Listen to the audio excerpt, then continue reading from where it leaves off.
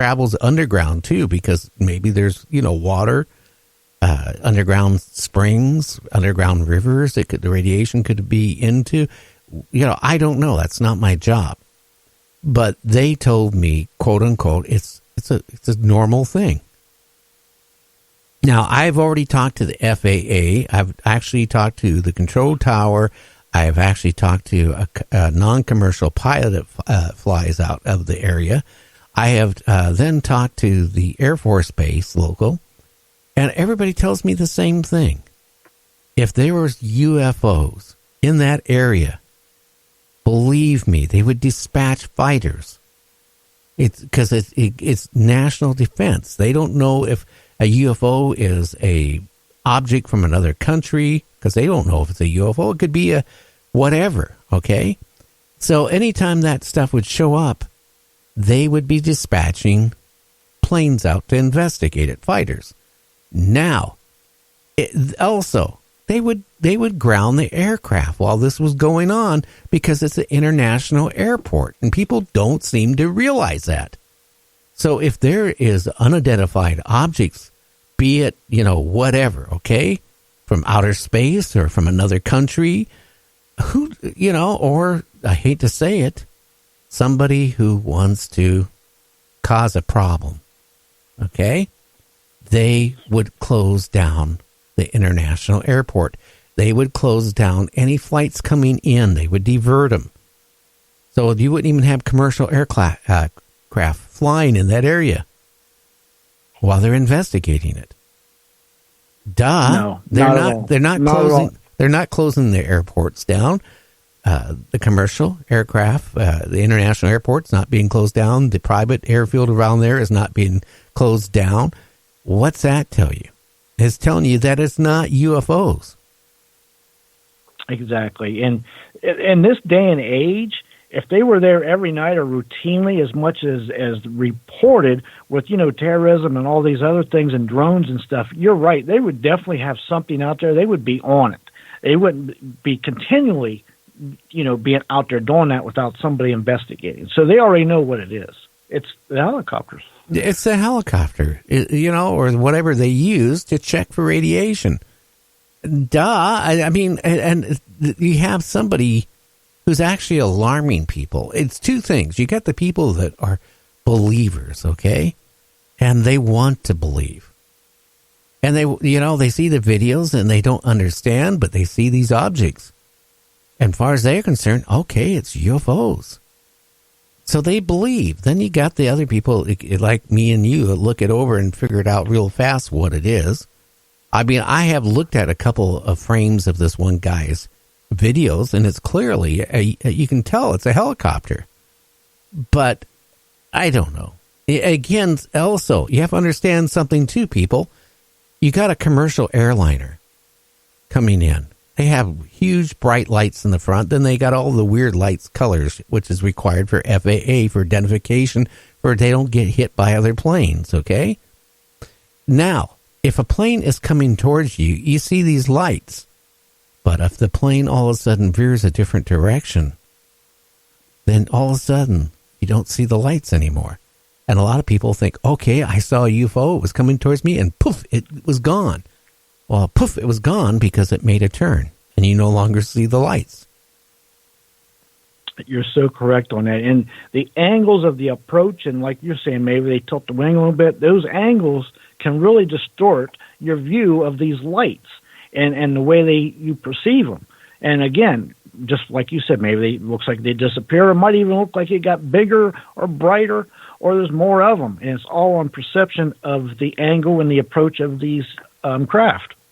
And a lot has to do if there's a foggy night. All this stuff can cause your eyes to, see what you want to see to your brain. So I'm not saying that UFOs don't exist, because I know they do. I know they do. There's a big difference if you all of a sudden your whole car is, like in the case of mine in the mid-'70s, in the desert of New Mexico, where the whole road lit up and the inside of the car was brighter than daylight, and it hurt your eyes. And you stop and you get out of your car because you think, okay, I'm getting busted for speeding. There's a helicopter. you open up the car door, you stand out there, and you don't hear anything. Nothing. Totally quiet. And then, poof, it's gone. But before it was gone, it was like daylight or brighter all around your car. So that I have no idea what it was. But there's a lot of people who have seen the same things. The lack of the sound, okay? It couldn't have been a blimp. I can tell you that.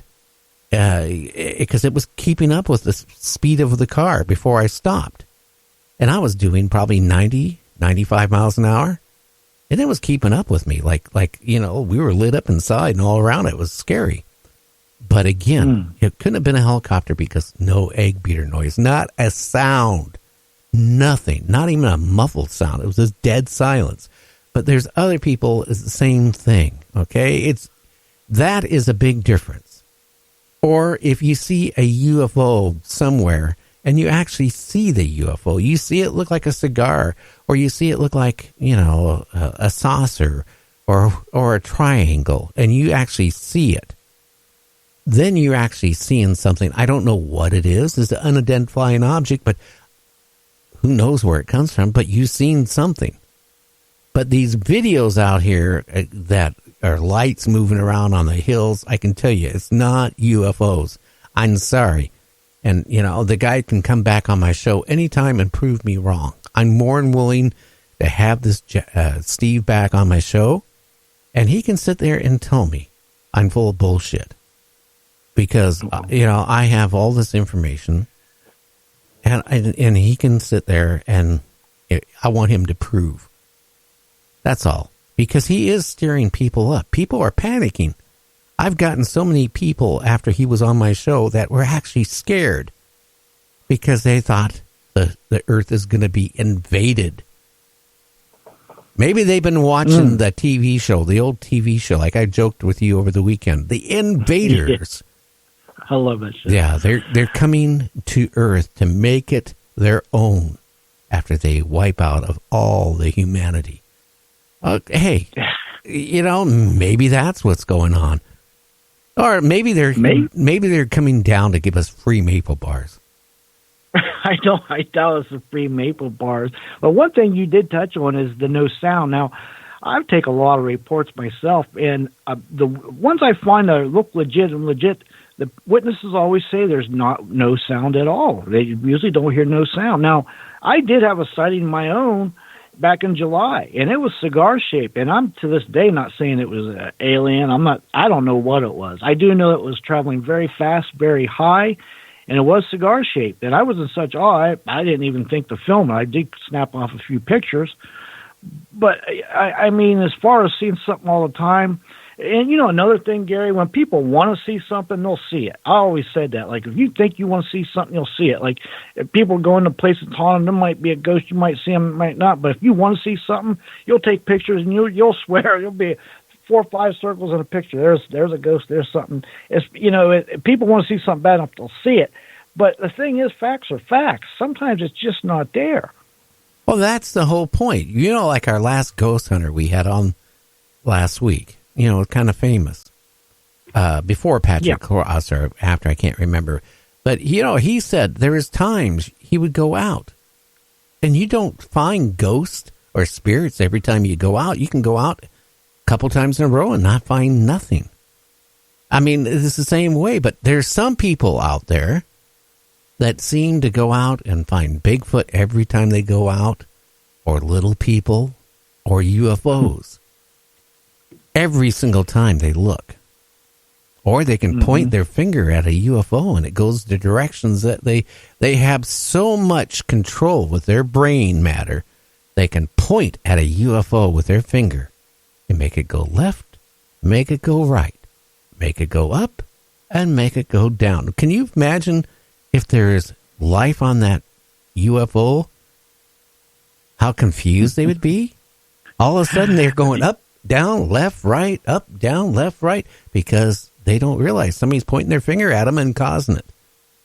Yeah, that's a good point. And then don't forget there's people out there that decloak UFOs, all the UFOs that are watching us that are, invisible, and they can decloak them with pretty much their finger too, like you're saying. And I don't know. I just know that there is stuff out there, but you can't believe everything you see and hear. Do your own research, but there is people out there, I'm telling you, and they will see it no matter if it's not there, because it's just in their brain set. And there is these people out there, I'm telling you, they go out and they see, some people see UFOs, Bigfoot, and little people all in one day. Yeah, isn't that strange? We used to have somebody associated with the show that way. That's why they're not here anymore. But, because I try to make the show as credible as it can be. We are entertainment. So, you have to take everything you hear on the show and look at it. We're not a news show. We're not offering news like 2020. We are entertainment. That is all. And we bring guests on, and they have their own point of views, and you can believe it or not. But some of these people have taken the stuff to the extreme that, it's crazy, okay? You can't go out every single time you go out and find a Bigfoot or little people or UFOs. And you can't go out there and point a camera in the sky and take a picture and come home every single time. Oh, here's a UFO. But there's certain people out there that seem to do it. What's that tell you? I'm telling you, in my 50 years of existence, I've seen 2 UFOs, one when I was about 5 and then one this July, and I've been out looking for them forever. And as far as Bigfoot goes, I've seen one, and that was 35 years ago. And to this day, I don't even know if that was even a Bigfoot. I do know if it wasn't Bigfoot, it was somebody like Andre the Giant in the middle of nowhere during a lightning storm in a field during rain. But anyway, I go out look for this stuff, but I don't see it. Maybe 3 sightings in 40 years. So what's that tell you? Well, I've seen 2 UFOs in my entire life. One, I knew something was weird. That's all.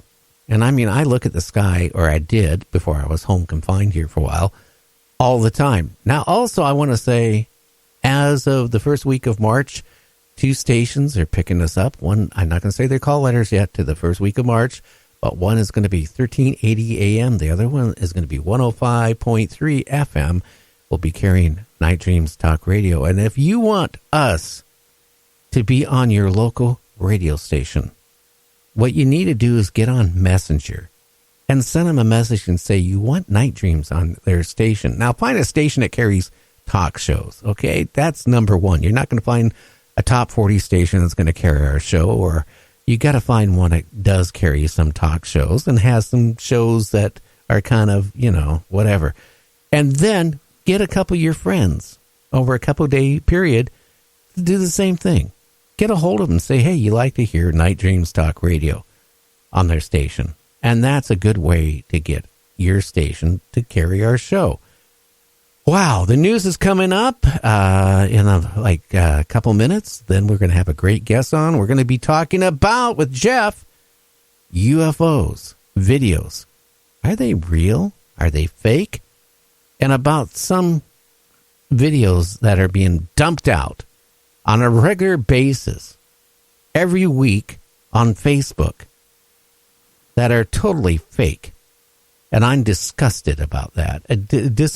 We try to bring you the best on UFOs. In fact, all week long we're talking about UFOs, except for one day we're going to talk about Bewitched. Why? Because I used to love Elizabeth Montgomery, and I loved Bewitched. So that's why we're going to do that. Anyway, we'll be back in about 8 minutes. James at top hour is going to be doing the news. Check our website out at www.nightdreamstalkradio.com. It was updated today. It's updated 6 days a week, so make sure you check it out. We'll be back, in 7.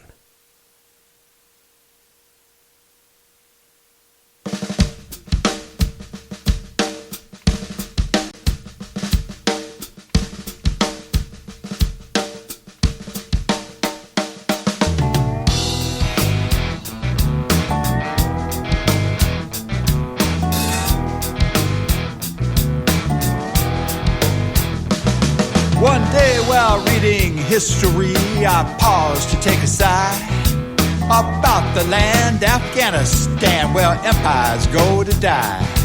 Alexander the Great, he tried and failed. The Mongols, they did too. the British and the Russians